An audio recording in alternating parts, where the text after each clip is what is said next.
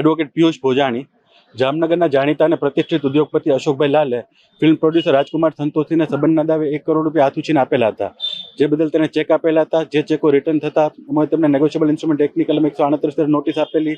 તે નોટિસ આપ્યા બાદ પણ રાજકુમાર સંતોષીએ કોઈ પૈસા ન આપતા અમે તેઓ વિરુદ્ધ જામનગરની કોર્ટમાંથી નેગોશિયેબલ ઇન્સ્ટ્રુમેન્ટ એક્ટની કલમ 138 તળે કેસો નોંધાવેલા હતા.